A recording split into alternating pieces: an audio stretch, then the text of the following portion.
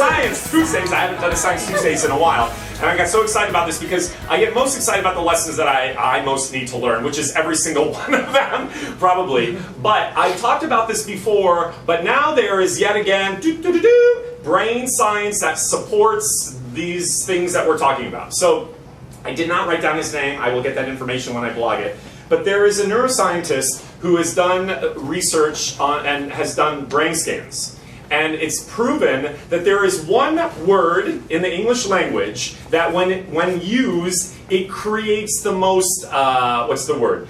It releases the most stress neural chemicals in your brain, then obviously your body, than any other word. What word is it?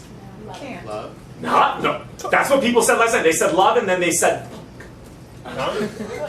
No. Wait.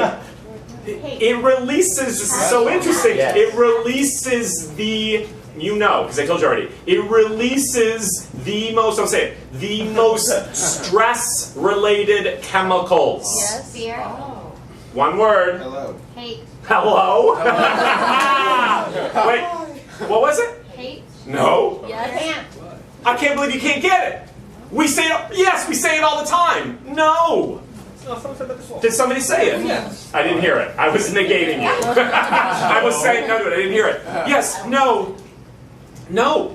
So here's the interesting thing about it. Listen, at one level we're preconditioned to say no because if you go back, our evolutionary hardwiring, our caveman brothers and sisters, our forefathers and foremothers, they use permutations of no as a survival mechanism. It's the fight or flight response. So if I'm a caveman and I have a young son caveman who wants to go, this is the stupidest analogy, but who wants to go play outside, and I'm getting an intuition or an instinct, or I'm sensing that there's a saber-toothed tiger right around the corner, I'm going to say no, or whatever the equivalent, what that would have been in caveman terms. However, the interesting thing, so it's a fight or flight response. It's allowed us to continue to evolve as a species, so it's needed. And yet, what happens with our very clever left brain parts of ourselves? We've distorted it over time, and we've co-opted it over time to use it in ways that actually shut out possibility and the things that we're wanting. So it's become a disservice. Now, obviously, we need to use no in life. I don't need to get into that. Like, if somebody tells you to do something, that's ignorant, that's going to risk, your being, you're going to say no. I'm not talking about that. I'm talking about the part of us that's been preconditioned non-mindfully. So it's on its own repetitive, preconditioned, habituated response. And we do it all the time. So now, and I have a funny story to tell you at the end that circles back to that, my own aha about this, why I got really excited about it. But let me just shift gears for 1 second. Just think about the word yes. So when you think about the word yes, yes is an inclusive word. It's an expansive word. It is only through yes that we create possibility. Think about it. Every time, if I want to go on vacation to Peru, I have to say yes to go to Peru, to create something to happen. And also yes occurs if you think about yes, it's not just in the saying of those words, but it's also in the vibration. So in other words, there are many different permutations of yes that you engage in life, and we want to try to consciously engage in them more. So when you're compassionate, that's a yes. When you're loving, that's a yes. When you're self-expressed, that's a yes. When you're forgiving, that's a yes. When you're less judgmental, that's a yes. When you have fun, yes. Play, yes. Doing it for the right reasons, yes. You get my drift. So we want to keep aligning with the yes and not the no. And think about it. If you think about yes is like the center of your being, and every time you take a no or say no or permutations of no, you're just taking a step away from center. Now we do it all the time. You can think of it as center or source or spirit or foundation or whatever word works for you. That's where the core of our being is a yes. I mean, the entire cosmos is born out of a yes. Something or someone, some entity, some divine consciousness or planetary smarts created this existence through a yes, not a no, because if it were a no, we wouldn't be here. That's the big cosmic yes. Isn't that exciting? I'm excited about it. Maybe you aren't as excited about it as I am, but if you get your head around that, holy crap, my whole life is engineered to say yes. But what happens? We do no. So you say no, but then there are subtle forms of saying no that you are preconditioned to do without you realizing it. So I'll just give you a couple, and then I'm almost done. Which is, the first one is, I call them more passive forms of saying no. So, I used this word last night to an actor.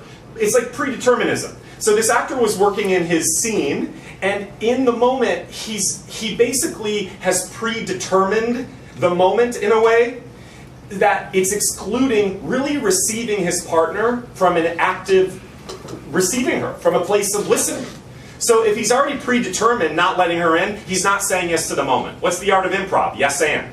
So he's system shut down that moment. There is no possibility when you are predetermining things. So that's one example. And look at that. We do that all the time. You predetermine the no in your life before it's happened. So I'm going to set up an agency meeting with you. And you're like, well, they're never going to want me. They already have my type. That's a no. How do you know that? You do not know. That part that's conditioned tells you that. I'm going to set you up with a hot, well, you're married. Well, I'm going to set you up with a hot guy. Oh, he will never want to go out with me. He likes Asians. Or whatever. That's a no. How do you know? But we do that all the time. It's a foregone conclusion before the thing has even given birth. We have to stop doing that. Can we try? You can. You see, the things that I teach are really easy. You all have the skills to do it. It's not hard. The second one is the negation of self. Those are examples of it. But you do it all the time. I'm stupid, I'm fat, I'm ugly, it's never going to happen for me. Why is it so hard? The business, da-da-da. Stop it. Just stop it. It's so 1980s. Just let's, a new paradigm. Just new thinking. Just stop doing that. And then, you know, even more passive forms. Complaining. The sigh. I was thinking about that. When I sigh in life, those sighs, when I call actors on that, the sigh is a negation of what I'm feeling. It's just saying no to what I'm feeling. Even if what you're feeling doesn't feel good, don't negate it. Just allow. Then it opens up something else. And then, of course, my favorite, you know, when you do this, would you like a glass of red wine, white wine, or Tony wine? Nobody ever laughs at that, but I think it's hysterical. The whining. Watch how often you whine away things in life. I do it still, even though I gave that up for a New Year's resolution a couple of years ago. When I am whining things away, I am saying no. So let me just end with this last story. I realize, like, I think that I'm a yes man. I think the studios everywhere in the world have come out of yes. The teaching is all about yes. Oh my God, yes. It's all about possibility. You know, E.M. Cummings said, one of my favorite quotes ever, yes is a world, and in this world of yes live fully, skillfully curled all worlds. Yes is a world, and in this world of yes live all worlds. To access the things that you're wanting in life, you have to say yes. And in the saying yes, micro-worlds, miracles, permutations of possibility occur where there are none. So let me just end with this story. So when I think about the studio and the work here, and every time anybody asks me in relation to acting and the business, I always say yes. I really do. If somebody said, let's open a school in Drakkar, I would be like, yes, let's do it. I would. Pretty much, I just say yes. But then I thought about where I say no, and I was shocked by it. And I was thinking about my best friend, and how I've gotten in this tendency to say no all the time. And it started to make me feel really sad because, okay, even today, he was telling me something. I was telling him, I was like, you know what? Oprah and Deepak are doing another 21-day meditation. And I'm always advocating he needs to meditate. And he's like, yes, yes, I'm on it. And I already had predetermined. I was like, no, no. And he said, no, yes, I'm doing it. I'm like, no, no. So I'm not even really listening to him. I'm already thinking that he's going to say no. So I'm trying to rebut the no with the no. So he asked me to do things. Generally, my response is no.